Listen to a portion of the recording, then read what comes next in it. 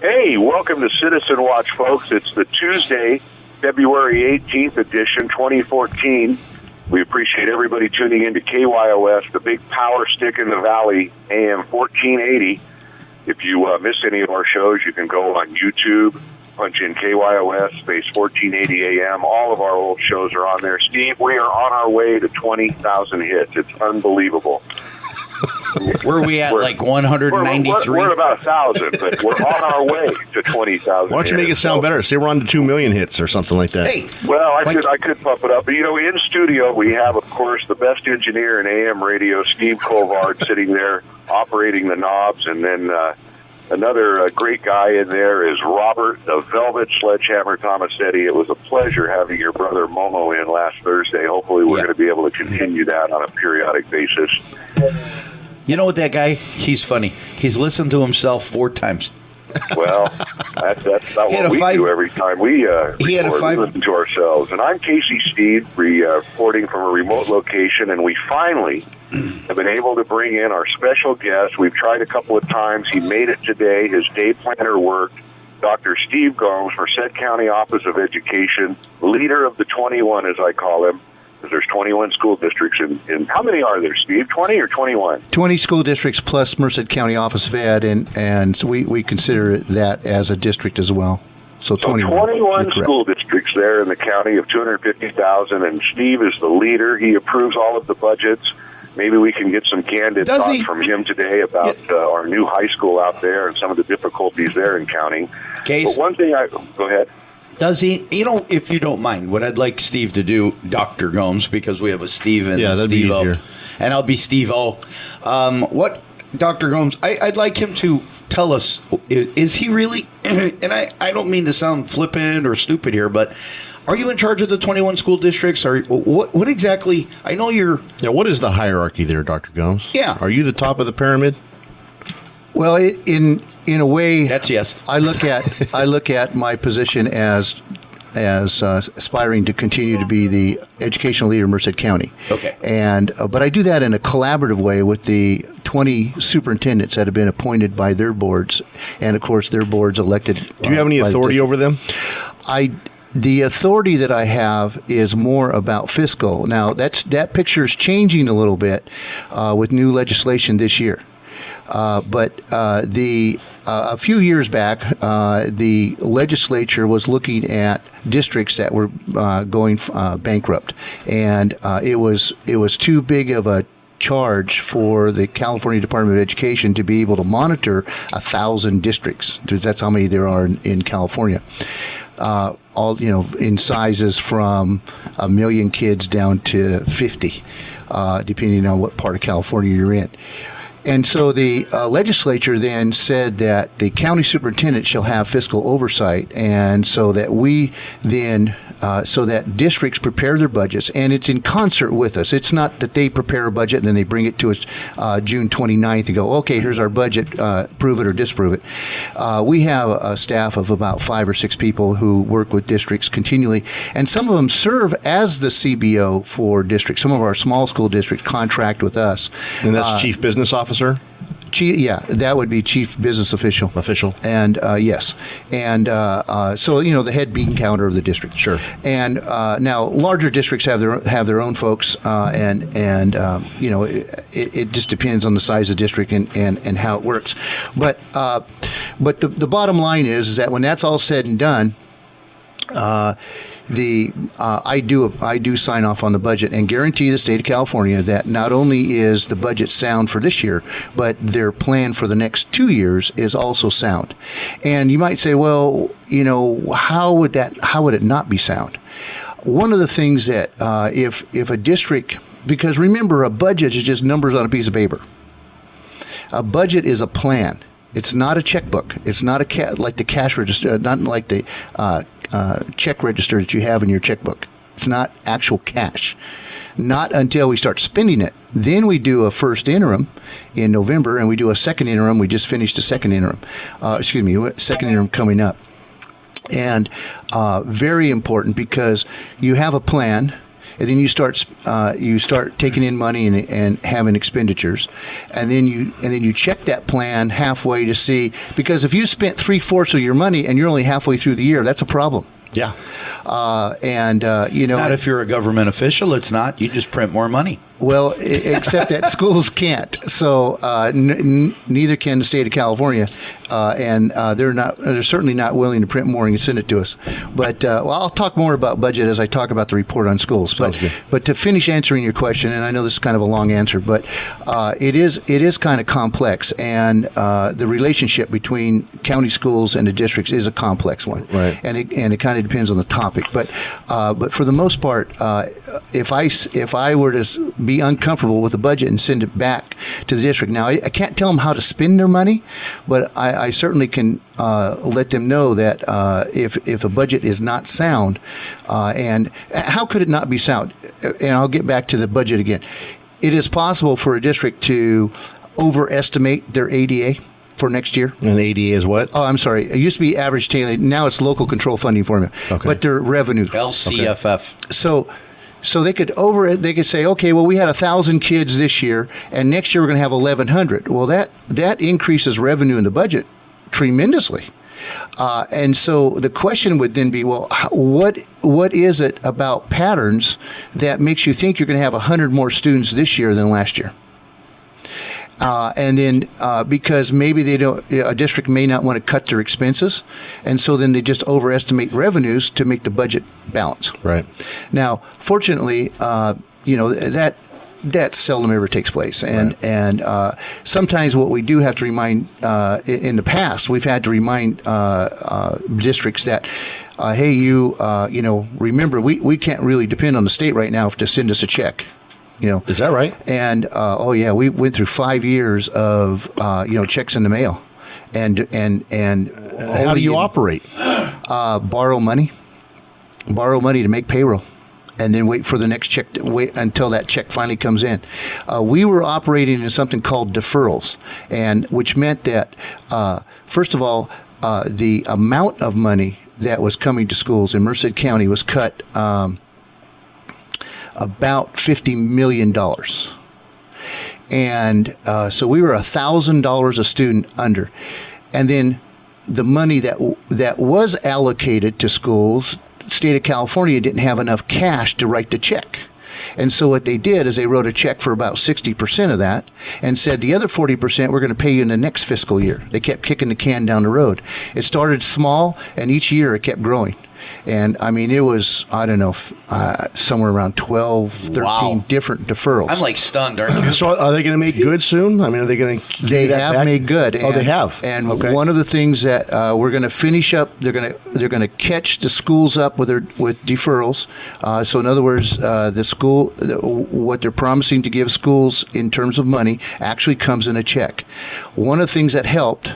Oh, actually, one of the things that did that, in addition to revenues going up in California, but one of the things that really cemented it was Proposition 30 that was passed last year.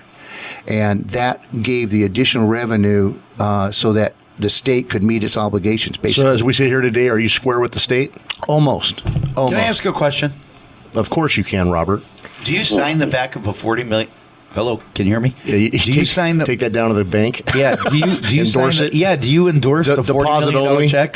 Yeah. I mean, that's cool. I mean, do you really get to see a check? It's a wire transfer, isn't it? It's a wire transfer. Yeah. Oh man, I thought we'd be like cool. Yeah. Well, here's the second question. I have signed checks for over in millions. Okay, I got a question for you. You said you borrowed it. What bank do you go to? What bank does the school go to and say, "Hey, can I borrow $50 million?" Well, it's interesting you say that.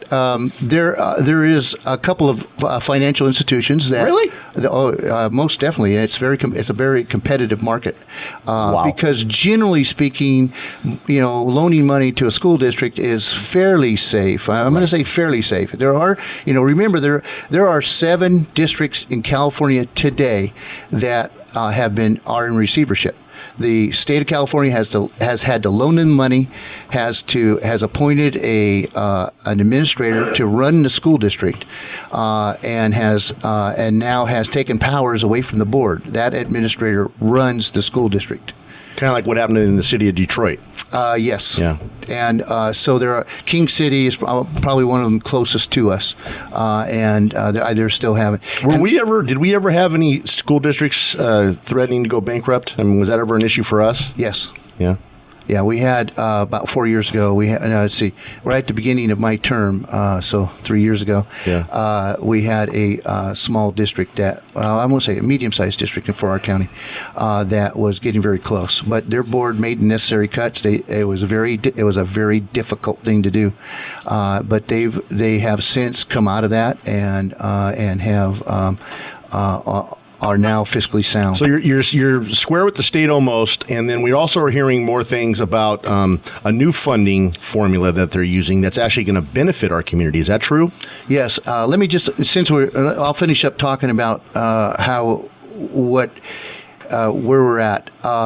In 2008-9, when we started to have the crash, and revenues dropped in California. Do you have a copy of that, Steve? We can follow with you, or you just have your copy? It'll be simple. Okay. In 2008, we got almost 460 in the state of California. 460 excuse me. I'm going to back up. In Merced County, we had 460 million coming to the districts. Okay? In 2008. In 2008. In 2000, and that dropped. The lowest point was 400 million in the next year, 2009-10. And he doesn't sign those checks. Dang. And then it came up a little bit and dropped down again, and but 2010, 2011. Yeah, and so we saw a big dip from 460 million to currently this year. We were just a little bit under 450 million. So so this year's revenue. Here's the way to say it. This year's revenue is almost equal to what we were getting in 2008, right. Which was a solid year. Which is the last year that before the crash. Before the crash, and see what happened is that not only did we get less money per student, but we had less students. Remember the migration out of Merced, yes. All the empty houses. Those kids left. They went back to the Bay Area. Is what happened. They're migrating back. We're starting to see an increase in enrollment, and you'll see. We're up about 56,000. We're almost back to the 08-09 level.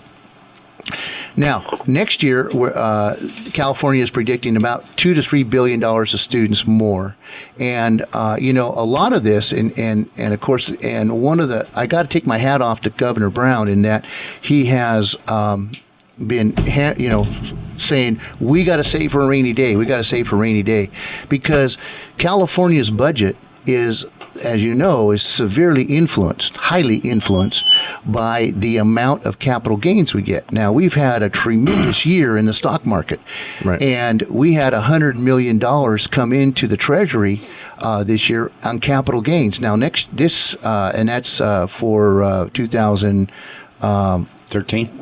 That was 2013. 14, 15. They're thinking it's going to be closer to about 80 million. So we're going to get a drop in that. So we need to, we really need to make sure that we really need. I said million. Actually, it's a billion. And so we really need to make sure that we save for a rainy day. If we have a little bit extra money, we need to put that aside to fill in those valleys. And and education, I think, is also within the education budget. I would also agree that we need to, within the education budget, to also set aside rainy day. But what I'd like to talk about is a report on schools. Have you heard about it? Coming up on February 27th. Well, I have actually number one. Before we get into that, one quick question. We got to take a commercial break, and then we'll come back and we'll give you the floor, and we'll talk about the performance of the students here in the district. But from the new formula, do you know what you're expecting from here going forward? I mean, do you know what you're going to be expecting for your 14-15 as far as per pupil spending? Yes, and each district's going to be different, because that local funding formula is truly local, and it's going to depend on their demographics. Right. Every school in California now gets a base. Well, it depends on the grade level. because it's a different base for different grade levels, but to summarize that, it's going to be around, the base is going to be around $6,000, from $6,000 to $6,200 per student. And where's that up from? What was the?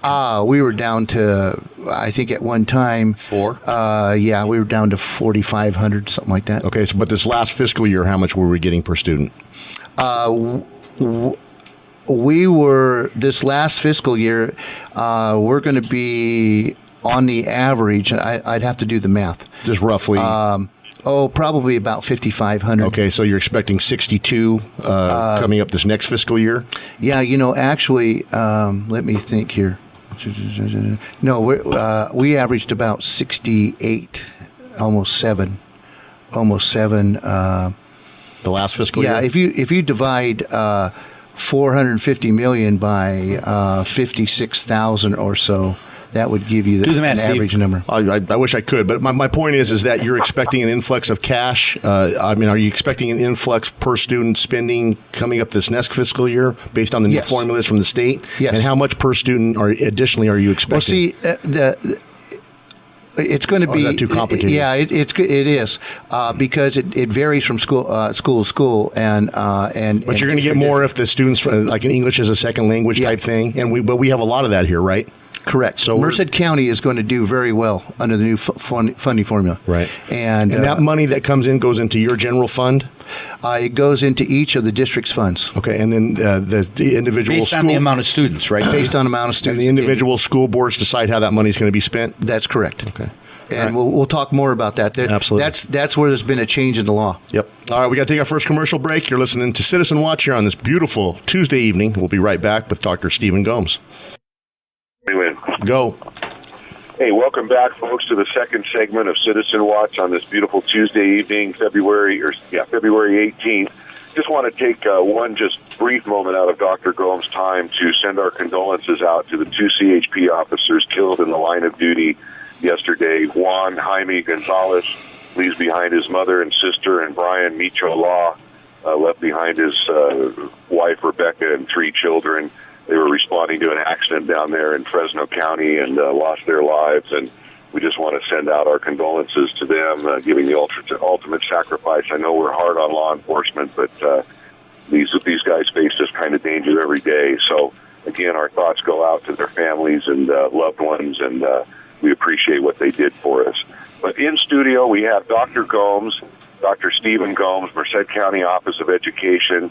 He's brought in the annual report. They're going to have, I think, a rollout later this month, aren't you, Doctor? That's correct. It'll be on February 27th in Merced at the at Yosemite Church on Yosemite Avenue. It'll be 11:30 to 1. Lunch will be provided, and we will take ticket number 1. We will take donations at the door, but it is a free lunch, so there is such a thing as a free lunch. Wait a minute, no, there's not. You said there's donations at the door. They're gladly accepted. Yeah, but it'll be like the Catholics. They'll be putting required. a bucket under my nose. Here, throw it in here. Well, that's a really good idea, actually. I'll ask if I can borrow those baskets. Yeah, pass the bucket. I talked a little bit about Proposition 30, and it's one of the things I wanted to report in the public, and it is in the written report. And that, there was a lot of discussion about Proposition 30 raising taxes and so on, and it did. And but I can tell you that it was it really saved districts. I told you earlier that there's, I think, 5 districts in receivership and who have had to take loans from the legislature to continue to survive, to keep the doors open, the estimates were, and I sit on the board that makes that decision, and the estimates were that there would have been 25 or 30 districts. Like Proposition 30 not passed? If Proposition 30 had not passed. Wow. So what did it mean to Merced County, Proposition 30? This year, $62 million from Proposition 30 came into this county. And I can tell you that 98% of that was spent on instruction. We as part of the law, we have to track it, and that's one of the things that Merced County Schools. Now, when you say instruction, you mean teacher salaries? Yeah, and it has to be instructional purposes, and that that's the major part of it. We are a labor intensive organization, So anyway, I just wanted, and I'll talk a little bit about that at the report if people would like to come and have a nice lunch. We also highlight a couple things that took place in our districts, our school districts. Atwater Drugstore project, just a top-notch project activity that Atwater Elementary does. Gustine High's milestone is going to be 100 years old this year, and they'll be celebrating that in July. Wow. The Weaver Performing Arts was just incredible. They're getting ready to do that again real soon. You probably should have John Curry I think we did. Is that the musical play they're doing? The musical play that they're doing at the Merced Theater? That's supposed to be something to see. Packed the house last year. I was just so proud of them and proud to be an educator in this county with the great job that when is that? Do you Jeff know? Sanders and company. Do you know when that performance is, by chance?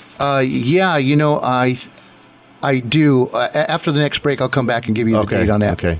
It's coming up, though. I want to say it's March. It's March 1st. It's not sold out yet? I don't think so.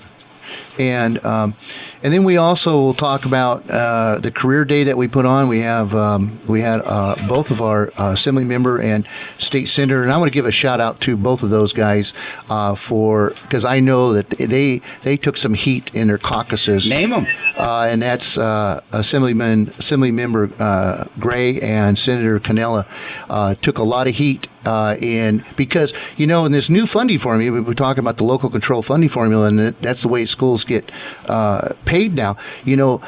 What it means is that you get the base, and then you get 30%. I believe it's 30% more if you have 50% of your. It's kind of complicated, but you get a lot more money if you're the larger your percentage. Actually, it's low socioeconomic.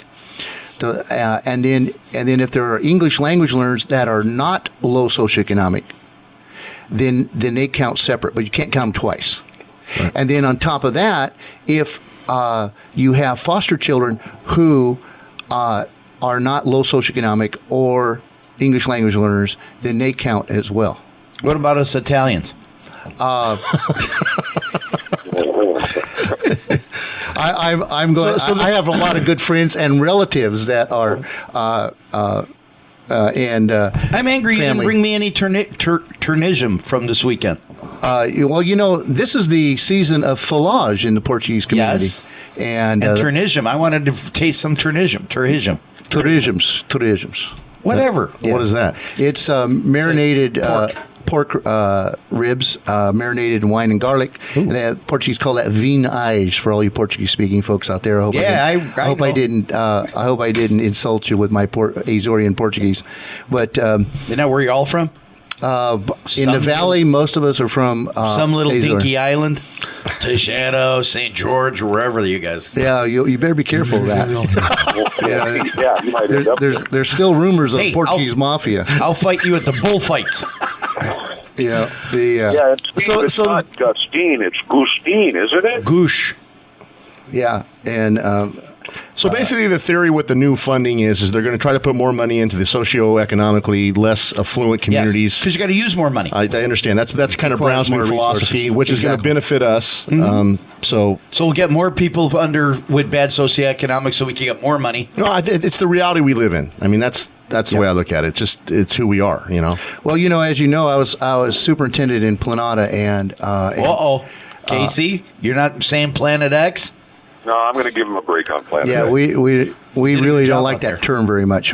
Is it really a derogatory term? I believe it is. Okay. What does it denote? I mean, why? Because it's it denotes a community that is to me. Yeah. Everybody has their own interpretation, and of course, I don't live there, but I was part of that community, and still I visit with those folks a lot, and participate in some of their activities whenever I can. It gives a connotation that it's run by gangs. and that's all. Isn't it? Let me tell you something, folks. If you go out to Planada right now, at the entrance of town, there's a big sign that says "Welcome to Planada," and right behind there's a little social center, and spray painted on there at this time is X1V, which is Roman numerals for 14, and 14 stands for the 14th letter of the alphabet, which is N, and that typically means Norteño. Now, that has been spray painted on the community center out there. He could see that from Oklahoma. No, I just never knew it was that. That's what it meant. Yeah, that's what it's a gang symbol. Yeah, that's what it means. And so I understand what Dr. Gomes says, that it gives a bad connotation to the community, but the community has given itself a bad connotation. They need to police themselves. I know this is off the subject of schools, but when you go by and you see X14 on a prominent building when you go into town, and we haven't covered that up, because you know what happens if you cover it up? It's just going to be right back there. Then cover it again, and cover it again, and cover it again. That's what I go to Planada and I have a great time. I really, guys, I'm serious. I go to Planada, I stop off at that little carne asada. The lady tries to point me to McDonald's because I'm there for lunch. It's a nice little town. It really is. Yeah. Nobody bothers me. All right. Well, I'm sorry about the little sidebar, Dr. Gomes. We'll get back to what we're talking about here. Yeah. So and one of the things, I know we just jumped right into this, and the report on schools is really one that one of the things that I'm going to be talking about is how we're in such a historical transition, and we have gotten, here's all the things that we have going on. We're in a new funding formula. In addition to that, we have, and I say we, the state of California, is adopting the Common Core standards, and we can have a whole show on Common Core standards. And but basically, it's teaching kids to more project-based learning. We're going to be really focusing on teaching them critical and creative thinking skills. Communication and collaboration, because those are the things. If you go over the hill and you talk to the private sector in Silicon Valley, that is the premier. Those are the premier skills they want in employees, because and I think that it is certainly on the right track. We're having the right discussion. Common Core it was pushed by the League of Governors. It was adopted by California. 17% of the standards in Common Core are California specific. And so they looked at all of them, said, okay, well, we agree with 83% would be the other part, and we want to keep those common among the other states, but 17% we need to, have we started implementing that program yet? We have started implementing, and that takes me into the next big transition, and that is that now that we're teaching different and teaching fewer things but deeper subjects, and higher level thinking skills. We needed to do a different test, because the test we had, the multiple choice test. And by the way, do you know when multiple choice was invented? You know who invented the multiple choice and when? The Italians. They would be single choice for. But you were curveball, didn't I? No, I don't. But who invented the Chinese? And it was done in the Ming Dynasty. Wow. While they were making vases. Which one do you want? And so anyway, it is multiple choice tests, and I'm not going to say that for the past 11 years that's been all a mistake and we need to move on. We can talk a lot about what we've learned and the things and I think that what it really is that we're moving to the next step. Education is finally starting to change and adapt to the society we have today. We're seeing that movement, and the use of technology in the classrooms. We know that now many schools have one-to-one. Each student has a tablet or computer that they carry around all the time, and use. They're using the internet to do research, to projects. So we had to come up with a different test. the test is what we call a smarter balanced test. And the smarter balanced test, and we would even let Robert take it. But, cool. But the smarter balance test is really matches up with what we're doing in the curriculum, in the Common Core. And really, in a nutshell, the smarter balance is going to be an online test that will ask students questions, and they will respond in maybe a narrative form in some parts of the test, in narrative form, and really find out what they know. And it'll be computer graded, because computers can grade narrative tests. Yeah, are you going to do this at every level of education, or just a certain, like 8th grade, 10th grade? I think it's going to be, if everybody won't hold me to this, I'm going to say it's from the 2nd grade, 3rd grade up. So every year you're going to be there'll be a kind of measuring. Yeah. And we are, I think that there are, I want to say maybe 3 million students that are testing the test, are running a pilot test this year. And so the multiple choice test that the state of California was giving is not giving this year. Right. And what was that test called? California State Standard Test. Was it API? And the scores from that calculated the academic performance index. And everybody was shooting for like 800 or something for that. And California said, state of California said that your school should be in district. Your school, district, and each significant subgroup had to be over 800. So that test is gone? That test is gone. Okay. But I'm going to digress real quick. But that's the test. We got to take a break. That's the test that Roger Wood and Tim O'Neill hammered me on about. The test scores were doing great. Yeah, but that's what we have right now. That's what we had. You have to use what you have on the table. That we were they was testing on the things that we were teaching. Steve, I understand that, but my problem is that if you use drill and kill, you're missing out. Whereas Common Core, you don't. Well, I think the state of California and the federal government agrees with you because they're changing things. Correct. Correct. However, I would disagree with drill and kill.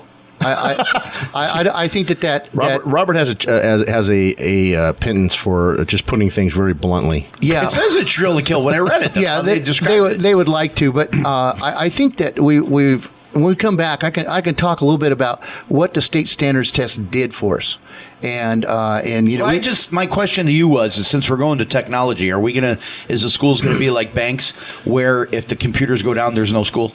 Because you ever go to a bank? Save that answer there. We got to go to a commercial break. You're listening to Citizen Watch on this Tuesday evening. We'll be right back with Dr. Stephen Gomes. Ready. Go. Hey, folks, time flies like an arrow and fruit flies like bananas, but we have Dr. Stephen Gomes here in studio. We're on our 3rd segment of Citizen Watch on this beautiful Tuesday evening. We also have in studio Steve Colvard, the best engineer in AM radio, Robert the Velvet Sledgehammer Tomasetti. I'm Casey Steed. Dr. Gomes, please continue with your report. The question before the break was from Robert is, like banks, if the computers go down at school or we have an internet interruption or whatever, is it going to stop education that day? No, it's not going to stop it.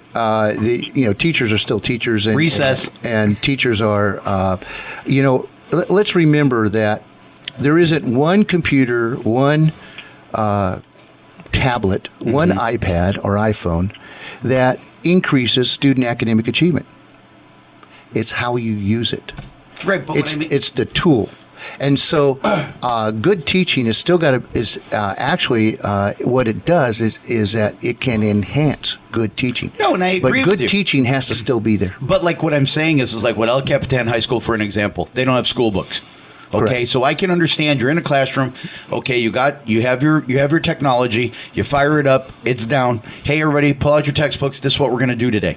Well, if you're at El Capitan High School and you have no textbooks to work out, what do you do? Is that how it works, though? Well, see, I see what you're. I'm glad that you're coming to my report on schools, because you're going to see a 4-minute video that's going to show you the old classroom and today's classroom. I like the old classroom because that's where I'm from. But is it conceivable that if the internet goes down or whatever, that the lesson's going to have to be changed at least because the students aren't going to be able to grab what they need in order for the lesson that day? Or is there a database? Is there a database on site that they pull from? Well, I think that a lot of it depends on the assignment and the class. But it could happen certainly in math. In math, if you're doing math problems, and it may require some research, but remember that you're still going to have to be doing math problems. what it does, and I apologize, Steve, because this was specifically to El Capitan, because I know in some of the classrooms, like you had said, the computer is just a learning tool. It's a where learning they have tool. other things. Where I'm thinking El Capitan High School, where they're pushing all to be online, and the online goes down. Now you don't have any books to pull out. You can't segue to another thing. You know what I'm saying? Like, whereas with math problems, you've got the chalkboard. You could always. But is the book dependent? Is the tablet dependent on the internet in order to pull the book into the computer, or is it already stored on the computer on the tablet, and they just go in there and grab the data from the tablet? it's both. Okay. It's both. Okay. Because you have schools that we have in our county a lot of students that don't have internet at home. So what they do is they would download problems on their tablet and take those problems and then take those home and work on the problems and then bring them back, or email them to their teacher, or email them to each other. But you really have to change. You really have to look at today's classroom to really understand how it works. How that dynamic works. Because it's not, if I say classroom, or I say classroom teaching, because we think in pictures, that we don't think in words. Yeah, we think in experience too. When you say I can give you a teaching, I think back when I was in class. Exactly, and if you don't think you think in pictures, let me just if everybody just clear the mind for a second and think, just freeze the first thing that comes to your mind when I say the word dog. What kind of dog did you think about, Ron? Trihisms. Golden Retriever. Golden Retriever. German Shepherd. Now, it was the same word. Why did you think of two different pictures? And so when I say classroom teaching, a lot of people think the person standing at the overhead projector, or has an LCD projector and is lecturing and passing out worksheets. Like it was back erase board. Like it was back when we were in school. Because that's our thought. If we continue to teach that way, we will get farther and farther behind the rest of the world. China, Japan, Sweden, Finland, and everybody else. Yeah. Because that type of teaching is from the manufacturing model. Antiquated, yeah. It's antiquated. Right. We can no longer do that. Teachers are not the bearers of information. Not when you have all the information in the world at your fingertips. I just came from a meeting prior to this, and people were talking about subjects, and I was bringing them up on the internet and showing and talking about and using the information from the internet to engage in the conversation. And that's what we're talking about. Yeah, I see what you're saying now. Because I think of the old school, she's up there lecturing, then you read, and if you do have and I never those really days looked are at it gone. that way. Those days are because gone. you got all the information at your fingertips. Absolutely. So what's a teacher? And let me just give you a quick example. And I've been using this example, and my instructional services people say, well, it's pretty close to that, but I don't listen to them. And so I think it's a good example. Take the Civil War, for example, American Civil War, and contrary to popular opinion, or let me say, contrary to some people's opinion, we teach American history in school. We teach it in elementary and middle school. We teach it in high school, and if you go to college, you'll get it again. Same history. Hopefully a little different slant. But the Civil War would not. When I was in school, it would not be unusual to have an assignment at the end of the unit where the teacher said, do a 4-page paper on a battle in the Civil War. And Robert, what would you have done in school had you gotten that assignment?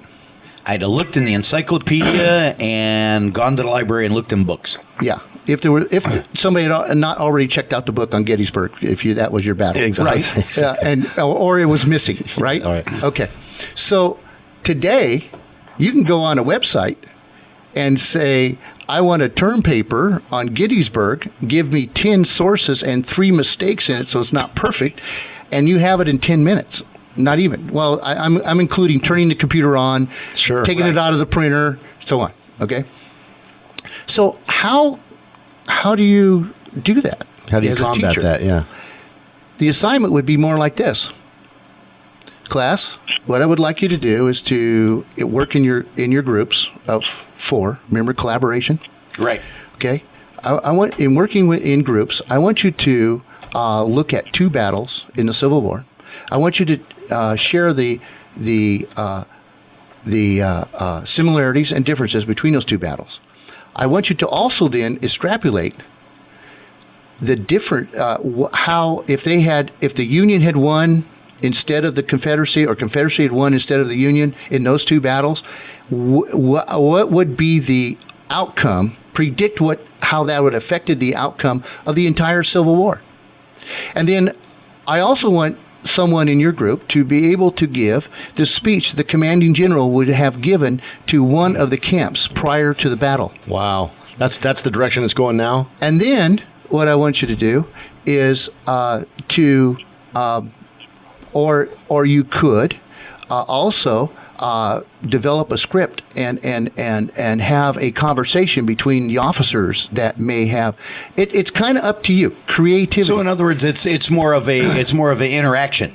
Creative, collaborative, yeah. and then you among your group decide who's going to communicate that to the other groups about those battles, right. and that's a communication part, and then the prediction is the critical thinking part. You have to understand the battles in order to do that.